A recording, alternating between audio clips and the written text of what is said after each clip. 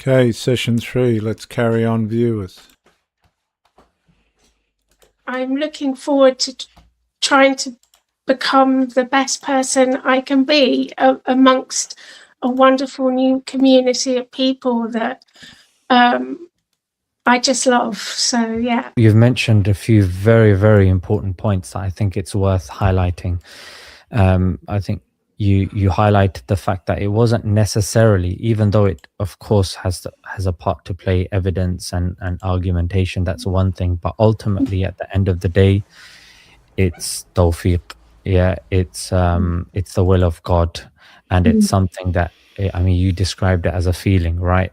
It's that's what it comes down to in the end. It's a person taking that step. It's a person being sincere, and then God guiding that person. Yes, evidences and arguments can definitely support a person, but ultimately it's going to be that sincerity and that connection. So if somebody is watching and they are on the cusp or on the verge, I would say just where you are at home, you don't have to light candles, wear a cloak and do a ceremony. You can literally just raise your hand like this and say, God, wherever you are, whoever you are, if you're there, guide me, assist me, help me, and just be open. Don't let the propaganda permeate your heart and mislead you into making the wrong decision.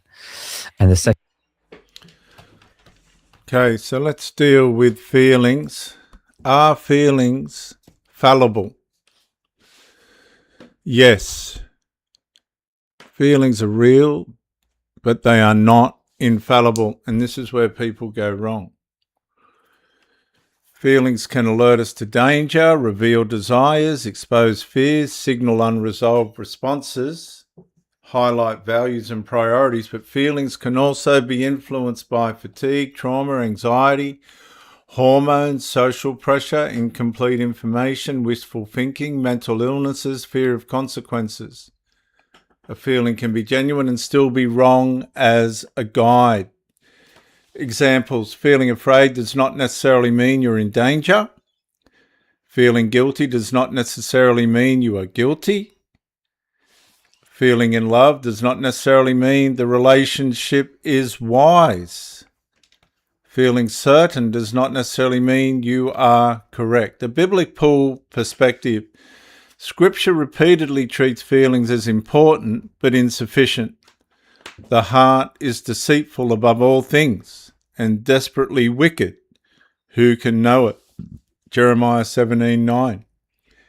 There is a way that seems right to a person, but its end is the way of death. That's feelings on the negative side. Proverbs 14:12. Another biblical pattern is feeling, examine, test, verify, decide. I'm going to say that again. The biblical pattern: feelings, examine, test, verify, decide. Now, this gentleman's not encouraging that, is he? You just can't have the feeling and then follow. That's not safe. You must have the feeling, examine, test, verify, and decide. Not just feeling, then blindly follow.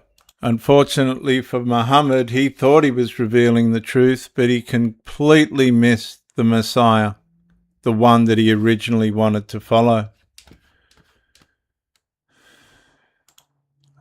So feelings aren't enough. Second thing that you said, you highlighted the fact that you weren't forced. It's only when you asked for something you were given it. So this is something very interesting that maybe some people may not necessarily get, which is you can't walk someone's path for them. When you support somebody on the path and they're walking it, and yes, every now and then they may slip or they may lose sight of where they're going, and if somebody is there available, that is probably more effective than trying to walk it for them, because ultimately if they're walking the path for you and the time comes they for some reason have to go, then a person is left as an without any support, as an invalid, and they are so dependent on said person. So yeah, definitely a very, very important points for a lot of us to learn from your journey, Catherine. And you mentioned also about the people of Gaza. You said you'd seen them going through a lot. What in particular would you say that really kind of got to you? Because somebody watching might say, look, there's so many atrocities that are going on across the world. What was it in particular that really drew you in about the people of Gaza? I can't, the strength, the courage, to see people go through the unimaginable and to still be strong, to say, no, we're not leaving, we're staying where we are. It was just astounding, and to see people praying to God in the most horrific of times, where other people may lose faith in God, to have that faith in God. And I thought, what incredible, deep, spiritual people, and that they can draw their strength in God despite going through things that you just couldn't possibly imagine going through. And I am in awe of that, actually. Yeah. Now, does she realise it was the Islamic ideology that's brought the chaos onto Gaza? Now, you can try and blame Israel all you like, but Israel's tried to live in peace, and something I said earlier in one of the other talks is that there's 2 million Muslims that live in Israel. 2 million. 2 million Muslims live in Israel. I don't know how many people are aware of that. Israel's a democracy. Okay? There's 2 million. Now, what happened is, in 2005, they decided that the Palestinians can have Gaza. They had to pull the Israelis out by the hair. They dug up the graves and got as many Israeli corpses out of there as they could. Palestine was given billions upon billions of dollars to try and allow them to build it into a Singapore or a Dubai or somewhere like that. They had every opportunity to do that. Hamas, the government, right? This is what they don't tell you. Most anybody with common sense would know. So the whole stage is set. The Israelis have been pulled out. They've gone, well, okay, yous have it, and we'll go into Israel, what's left, because that was part of Israel, and see how yous go. What did they do? They turned it into a terror territory. They pushed and pushed and aggravated and pushed, fired missiles, rockets, all the rest of it into Israel. Israel retaliated. Who caused the trouble? Hamas. Israel, like any other country, has got every right to defend itself. But at what expense was it? It was at the expense of their own people. They didn't need to attack Israel. They had everything they ever wanted. People talk about a two-state solution. Well, it wasn't put on paper, but they were given the place in 2005. 700 kilometres of terror tunnels, billions of dollars worth of rockets and everything fired towards Israel. Israel had to build a super sophisticated defence system. And these people aren't going to be happy until Israel's destroyed. There's 2 million, I'll say it again, there's 2 million Muslims that live in Israel peacefully. So what was the trouble? These people aren't going to tell you the trouble was the Islamic ideology. And it won't stop, and it won't change, and it won't integrate in any Western world. It'll just overtly appear to be integrating and all the rest of it, but covertly, the Islamic ideology is a takeover ideology. So definitely, a couple of weeks ago, I think I met 2 gentlemen at Speaker's Corner, and they said very similar things to yourself, that seeing the strength of people that are suffering completely and utterly unimaginable atrocities known to man, and we're seeing it on our social media on a very regular basis. But see, this is victim mentality. Because what they're saying is we can cause trouble, Hamas can cause trouble and bring it down on their people, and they're entitled to blame everybody else. That's a victim narrative, a severe victim narrative. And it's horribly dangerous, and people fall for it. It's terribly dangerous. In the most uncensored of forms. I mean, we're not reliant upon mainstream media in this day and age, where we would literally get clips from the ground. We'd see it on X and the like. So even people, even Muslims that are suffering, when they hold on to their faith, it's a means of inspiration for so many. When people want. Now, I can assure you, viewers, I can absolutely assure you, why was Iran firing missiles into neighboring Muslim countries while America was targeting specific military sites? Why was Iran just randomly firing missiles in all directions into Muslim countries that was supposed to be their allies? Because there's Muslims being hurt by Muslims more than what they are by anybody else. And there's Muslims damaging people more than anybody else. And that's undeniable.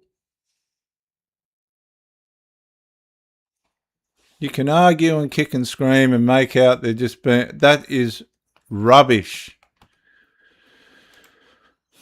Wonder like what khair or good can come out of that.